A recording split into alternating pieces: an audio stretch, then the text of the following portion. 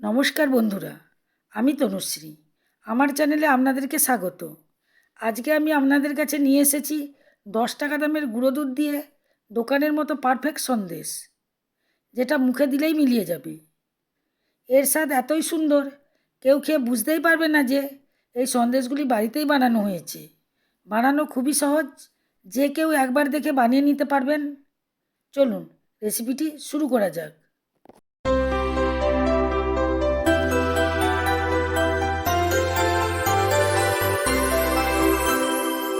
এই মিষ্টিটি বানানোর জন্য আমি এখানে 4 প্যাকেট গুঁড়ো দুধ নিয়েছি। এই 4 প্যাকেট গুঁড়ো দুধ দিয়েই আজকের আমি সন্দেশটি তৈরি করব। কড়াই বসিয়েছি, কড়াই আমি 1 বাটি গরুর দুধ দিয়ে দিচ্ছি। দুধটা আমি আগে থেকে জাল করে রেখেছিলাম, এখন আমি একটু হালকা গরম করে নেব। আমি 4 প্যাকেট গুঁড়ো দুধ একটা বাটির মধ্যে ঢেলে দিচ্ছি। বন্ধুরা, যারা আমার চ্যানেলে নতুন এসেছেন, আমার চ্যানেলকে অবশ্যই সাবস্ক্রাইব করবেন। গুঁড়ো দুধগুলো ঢালা হয়ে গেছে। এদিকে দুধটা হালকা গরম হয়ে গেছে। এই হালকা গরম দুধের মধ্যেই আমি 1 বাটি গুঁড়ো দুধটা দিয়ে দেবো, তবে একসাথে দেবো না, অল্প অল্প করে দেবো আর গুলিয়ে নেব, তাহলে দালা পাকিয়ে যাবে না। যদি একসাথে সবটা দিয়ে দিই তাহলে দালা পাকিয়ে যাবে। এইভাবে আমি দুধটা দিতে থাকবো আর সুন্দরভাবে গুলিয়ে নেব। সবটুকু দুধ দেওয়া হয়ে গেছে, দিয়ে এটাকে আমি ভালো করে সুন্দরভাবে গুলিয়ে নিয়েছি। এরপর দিয়ে দিচ্ছি গুঁড়ো চিনি, 3 চামচ গুঁড়ো চিনি দিয়ে দিচ্ছি। চিনিটা গুঁড়ো দিলে তাড়াতাড়ি দুধের সাথে মিশে যাবে। যেহেতু আমি এখানে গুঁড়ো দুধ ব্যবহার করেছি, সেই জন্য বেশি মিষ্টি দেওয়ার দরকার নেই। 3 চামচ গুঁড়ো চিনি দিলেই মিষ্টি হয়ে যাবে। এইভাবে আমি খুন্তি দিয়ে দুধটাকে অনবরত নাড়তে থাকবো। এবার আঁচটাকে হাই ফ্লেমে করে দিচ্ছি। হাই ফ্লেমে দিয়েই দুধটাকে আমি ফুটিয়ে নেব। এইভাবেই ফোটাতে ফোটাতে দুধটা ঘন হয়ে যাবে। দেখুন, আগের থেকে দুধটা অনেক ঘন হয়ে গেছে। যখন দুধটা এরকম অবস্থায় চলে আসবে, তখন আমি স্বাদের জন্য এলাচকে গুঁড়ো করে রেখেছিলাম সেটা দিয়ে দিচ্ছি। দিয়ে এটাকে আবার একটু নেড়ে চেড়ে নিচ্ছি। এটাকে আমি আরও ঘন করে নেব। এইভাবে ঘন করতে করতে ছানার আকারে চলে আসবে। এবার দিয়ে দিচ্ছি ঘি।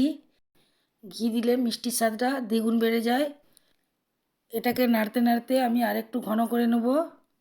যখন নাড়তে নাড়তে ঠিক এই রকম অবস্থায় চলে আসবে, তখন এটাকে নামিয়ে রাখবো।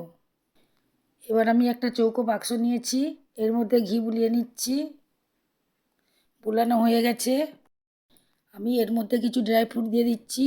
আপনারা আপনাদের পছন্দ মতো ড্রাই ফ্রুট দিয়ে দিবেন। ড্রাই ফ্রুট দিলে দেখতে যেমন সুন্দর লাগে, খেতেও তেমন খুবই ভালো লাগে। এবার আমি মিষ্টিটাকে এর মধ্যে উঠিয়ে দিচ্ছি। এবার আমি এটাকে বাক্সের মধ্যে সেট করে দিচ্ছি। দেখুন, সুন্দরভাবে সেট করা হয়ে গেছে। এটাকে আমি রেস্টের জন্য 1 ঘন্টা রেখে দেবো, তাহলে অনেকটা শক্ত হয়ে যাবে। 1 ঘন্টা পর আপনাদেরকে দেখাচ্ছি। দেখুন, সাইড থেকে কেমন সুন্দর ছেড়ে যাচ্ছে এবং শক্ত হয়ে গেছে। এবার এটাকে আমি উল্টে দিচ্ছি। এবার হাতে করে এর উপর একটু আস্তে আস্তে চাওড়ালেই সুন্দরভাবে মিষ্টিটা নিচে পড়ে যাবে। দেখুন, দেখতে কত সুন্দর হয়েছে, কতটা লোভনীয় লাগছে। এবার আপনাদেরকে কেটে দেখাচ্ছি। বন্ধুরা, আশা করি আজকে মিষ্টি রেসিপিটা আপনাদেরকে ভালো লাগছে। তাহলে অবশ্যই লাইক করে দেবেন। এই মিষ্টিটি খেতে কিন্তু অসম্ভব টেস্টি হয়। একবার খেলে এর স্বাদ মুখে লেগে থাকবে। এটা দেখতে পুরোপুরি মিষ্টি দোকানের মতো লাগছে। কেউ দেখে বুঝতেই পারবে না যে এটা আপনি বাড়িতে তৈরি করেছেন। একটা আপনাদেরকে ভেঙে দেখাচ্ছি। দেখুন বন্ধুরা, মিষ্টিটা কত সুন্দর নরম হয়েছে, মুখে দিলেই মিলিয়ে যাবে। আপনারা বানিয়ে একবার অবশ্যই খাবেন।